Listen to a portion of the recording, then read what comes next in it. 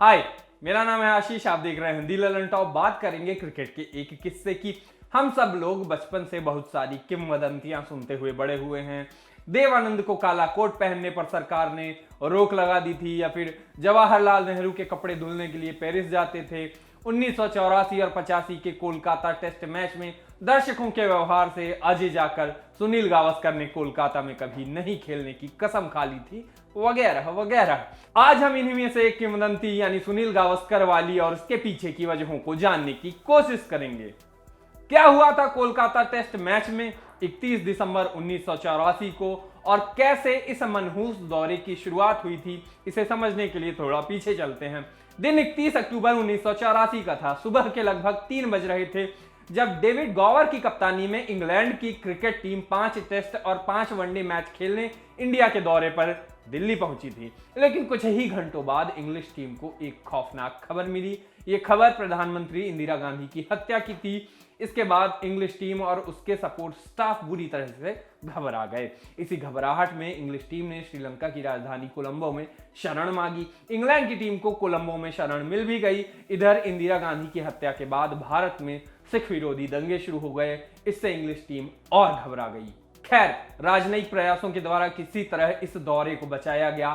3 सप्ताह बाद इंग्लैंड की टीम कोलंबो से मुंबई पहुंची, जहां पहला टेस्ट मैच खेला जाना था। मैच से पहले 26 नवंबर की रात मुंबई में ब्रिटेन के डिप्टी हाई कमिश्नर सर पर्सी नॉरिस ने इंग्लिश टीम को अपने आवास पर डिनर कराया। लेकिन अगले ही दिन सुबह के लगभग 8 बजे जब पर्सी अपने दफ्तर जा रहे थे, तभी मुंबई के ऑल्ट माउंट रोड पर उन्हें गोलियों से भून दिया गया। इस हत्याकांड के बाद न सिर्फ इंग्लैंड की क्रिकेट टीम बल्कि पूरा देश एक बार फिर दहल गया। उसके बाद इंग्लिश टीम की सुरक्षा के इतने पुख्ता बंदोबस्त किए गए कि परिंदा भी पर नहीं मार पाई। ऐसे हालात में भारी जद्दोजहद के बीच किसी तरह इंग्लैंड की टीम भारत दौरे की औपचारिक शुरुआत के लिए राजी हुई। 28 नवंबर से मुंबई के वानखेड़े स्टेडियम में पहला टेस्ट मैच खेला गया। इसे इंडिया ने बड़ी आसानी से 8 विकेट से जीतकर 1-0 की बढ़त अपने नाम कर ली।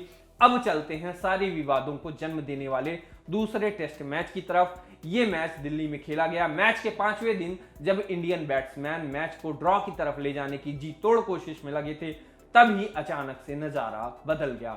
ड्रॉ की तरफ बढ़ रहा दिल्ली टेस्ट इंग्लैंड की गिरफ्त में चला गया और इंग्लैंड ने सीरीज में 1-1 से बराबरी कर ली। इसके बाद शुरू हुआ आरोप प्रत्यारोप का दौर। उस दौर में तिल का ताड़ बनाने के लिए दुनिया भर के खबरिया चैनल भी मौजूद नहीं थे, लेकिन क्रिकेट को लेकर इंडियंस की दीवानगी शायद आज से भी ज्यादा थी। और जब ऐसी दीवानगी लोगों में हो तो खबरों के लिए खबरिया चैनलों का ना होना कोई मुद्दा नहीं रह जाता। बहरहाल, दिल्ली टेस्ट में हार के कारणों पर बात करते हैं। 12 दिसंबर से दिल्ली के फिरोज शाह कोटला स्टेडियम में दूसरा टेस्ट शुरू हुआ। इसमें मनोज प्रभाकर को डेब्यू कराया गया। इंडिया ने पहले खेलते हुए 307 रन बनाए। जवाब में इंग्लैंड ने भी 418 रन बनाए और पहली पारी के आधार पर 111 रनों की बढ़त हासिल कर ली। लेकिन तब तक मैच चौथे दिन में पहुंच चुका था। चौथे दिन यानी 16 दिसंबर को जब अंपायरों ने बेल्स उठाई यानी खेल खत्म हुआ, तब तक इंडिया इंग्लैंड की पहली पारी की बढ़त को खत्म कर चुका था। 2 विकेट के नुकसान पर 128 रन बना चुका था। सुनील गावस्कर 51 रन और मोहिंदर अमरनाथ 57 रन बनाकर खेल रहे थे। चौथे दिन की समाप्ति पर सबको ये मैच ड्रॉ की ओर जाता हुआ नजर आने लगा। लेकिन यहीं से शुरू होती है सारी विवादों की जड़। मैच का 5वां और अंतिम दिन लंच तक टीम इंडिया ने 2 और विकेट गंवा दिए, लेकिन 200 रन भी बन चुके थे। रवि शास्त्री और संदीप पाटिल ठीक ठाक बैटिंग कर रहे थे। लग रहा था कि मैच ड्रॉ पर खत्म होगा। लंच के बाद दोबारा खेल शुरू हुआ। संदीप पाटिल खुद पर काबू नहीं रख सके। Left arm spinner Phil Edmonds को उड़ाने के चक्कर में एलन लैम्ब को कैच थमा बैठे। पाटिल के आउट होने के बाद पूर्व कप्तान कपिल देव मैदान में उतरे। क्रिकेट प्रेमियों को उम्मीद थी कि वो विकेट पर रुकने की कोशिश करेंगे, लेकिन कपिल देव ने आते ही आक्रामक अंदाज में बैटिंग शुरू की। कपिल ने शुरुआत ही सिक्सर के साथ की, लेकिन जल्दी ही संदीप पाटिल वाली गलती दोहरा बैठे। ऑफ स्पिनर थे पेंट पोकॉक को, उनको हिट करने के चक्कर में कपिल भी एलन लैम्ब को ही कैच थमा बैठे। इसके बाद टीम इंडिया का लोअर ऑर्डर जो था वो ताश के पत्तों की तरह बिखर गया। 235 रनों पर पूरी टीम ऑल आउट हो गई। इंग्लैंड को मैच जीतने के लिए 125 रन का टारगेट मिला, जिसे इंग्लैंड ने वनडे की तरह खेलते हुए आखिरी सेशन में महज 23.4 ओवरों में केवल 2 विकेट खोकर हासिल कर लिया। इसके बाद शुरू हुआ ब्लेम गेम। हार के लिए बली का बकरा ढूंढा जाने लगा। सिलेक्टर्स और मैनेजमेंट की मीटिंग शुरू हुई। चीफ सिलेक्टर बिशन सिंह बेदी से लेकर कप्तान सुनील गावस्कर तक और यहां तक कि पूरी टीम क्रिकेट फैंस के निशाने पर थी। इन सबको देखते हुए आखिरकार ये तय किया गया कि दिल्ली टेस्ट की दूसरी पारी में गैर जिम्मेदाराना शॉट खेलकर आउट हुए कपिल देव और संदीप पाटिल को अगले यानी कोलकाता टेस्ट के लिए ड्रॉप कर दिया जाए। कपिल के बिना कोलकाता टेस्ट। उस दौर में कपिल देव की लोकप्रियता इतनी थी कि उन्हें ड्रॉप किया जाना क्रिकेट फैंस पचा नहीं पा रहे थे। सबके निशाने पर आ गए थे कप्तान सुनील गावस्कर। दरअसल उस दौर में गावस्कर और कपिल के बीच अनबन की खबरें सुर्खियों में थी। इसी वजह से लोग इस मामले को एक अलग एंगल से देख रहे थे। बहरहाल फैसला तो हो चुका था। ड्रॉप किए गए दोनों खिलाड़ियों की जगह मोहम्मद अजहरुद्दीन और चेतन शर्मा को मौका दिया गया। चेतन शर्मा पहले भी टेस्ट मैच खेल चुके थे, जबकि अजहरुद्दीन का ये टेस्ट डेब्यू हुआ था। 31 दिसंबर 1984 से टेस्ट मैच शुरू हुआ। 66 टेस्ट मैचों के बाद टीम इंडिया कपिल देव के बिना मैदान में उतरी। सुनील गावस्कर ने टॉस जीता, पहले बैटिंग करने का फैसला किया। गावस्कर और अंशुमन गायकवाड़ ओपनिंग के लिए उतरे, लेकिन गावस्कर महज 13 रन बनाकर आउट हो गए। ईडन गार्डन का मैदान, 1 लाख के करीब दर्शक, कपिल देव विवाद का साया और इन सब के बीच गावस्कर का सस्ते में आउट हो जाना, ये सब दर्शकों को भड़काने वाला कॉकटेल तैयार करने के लिए काफी था। गावस्कर जब आउट होकर पैवेलियन लौट रहे थे तब उनकी खूब हूटिंग हुई, यहां तक कि उन पर टमाटर और अंडे भी फेंके गए। दर्शकों ने गावस्कर के खिलाफ नारे लगाने शुरू कर दिए। गावस्कर दूर जाओ, कपिल देव को वापस लाओ। दर्शकों के इस व्यवहार से गावस्कर इतने आहत हुए कि मैच के अंतिम दिन दूसरी पारी में जब इंडिया को चंद ओवरों की बैटिंग के लिए मैदान में उतरना था तो वो बैटिंग के लिए उतरी ही नहीं। अपनी जगह मनोज प्रभाकर को ओपनिंग के लिए भेज दिया और यहीं से ये बात निकल पड़ी कि गावस्कर ने कोलकाता में कभी भी क्रिकेट नहीं खेलने की कसम खा ली है।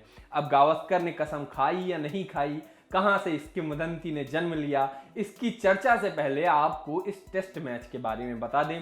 रवि शास्त्री और युवा खिलाड़ी मोहम्मद अजहरुद्दीन के शानदार शतकों के कारण यह मैच ड्रॉ हो गया।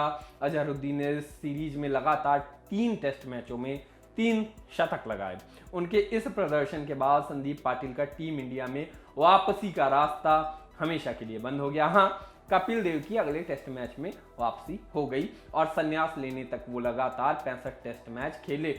यानी अपने अंतरराष्ट्रीय करियर के दौरान वो सिर्फ 1984-85 के कोलकाता टेस्ट मैच में ही टीम इंडिया का हिस्सा नहीं रहे, वरना लगातार 132 टेस्ट मैच खेलने का विश्व रिकॉर्ड बनाते। इस घटना के करीब 3 दशक बाद स्पोर्ट्स तक के एक कार्यक्रम में गावस्कर और कपिल देव दोनों ने आपसी अनबन की खबरों को नकारा था। गावस्कर ने कहा था कि कपिल देव को ड्रॉप करने का फैसला सेलेक्टर्स का था। उनके साथ बैठे कपिल देव ने भी स्वीकार किया कि दिल्ली टेस्ट में नाजुक मौके पर मेरी गैर जिम्मेदाराना बैटिंग मुझे कोलकाता टेस्ट मैच से ड्रॉप किए जाने का कारण थी। चलिए, जब गावस्कर और कपिल देव दोनों ने इस कथित विवाद पर बर्फ डाल दी तो हम भी बर्फ डाल देते हैं और बात करते हैं गावस्कर के कोलकाता में कभी न खेलने की कसम खाने की किंवदंती की। इसका सच जानने के लिए हमें 1984-85 के बाद गावस्कर के बचे हुए अंतरराष्ट्रीय क्रिकेट करियर के दौरान कोलकाता में हुए मैचों पर नजर डालने की जरूरत है। हमने इसकी पड़ताल की तो हमें 1987 में पाकिस्तानी टीम का भारत दौरा दिखा, वही दौरा जिसके जयपुर टेस्ट में जनरल जियाउल हक आम दर्शकों की तरह ताली पीट रहे थे, लेकिन वो घटना हम फिर कभी अलग से बताएंगे। फिलहाल कोलकाता और गावस्कर पर ही लौटते हैं। 5 टेस्ट मैचों की इस सीरीज का तीसरा मैच मार्च 1987 में कोलकाता के ईडन गार्डन में खेला गया था। इस सीरीज के सभी मैचों में सुनील गावस्कर टीम इंडिया का हिस्सा रहे थे, लेकिन कोलकाता वाले दोनों मैचों में वो नदारद थे। कोलकाता टेस्ट मैच में गावस्कर की गैर मौजूदगी में ही श्रीकांत के साथ अरुण लाल ने ओपनिंग की और वहां ओपनिंग की जिम्मेदारी अच्छे संभाली, जबकि वनडे में जो ईडन गार्डन पर पहला वनडे था, लालचंद राजपूत को श्रीकांत का जोड़ीदार बनाया गया था। इन दोनों मौकों के अलावा गावस्कर के अंतरराष्ट्रीय करियर में आगे कभी कोई ऐसा मौका नहीं आया जब इंडिया को ईडन गार्डन में खेलना पड़ा हो। वैसे बताते चले कि सुनील गावस्कर के बेटे रोहन गावस्कर लंबे समय तक बंगाल की तरफ से रणजी में खेलते रहे और ईडन गार्डन बंगाल की रणजी टीम का होम ग्राउंड है। आपके लिए ये सारी खबर, ये सारी रिसर्च लेके आए थे हमारे साथी अभिषेक। मैं आशीष, कैमरे के पीछे हमारे साथी राशिद। हम अभी के लिए चले।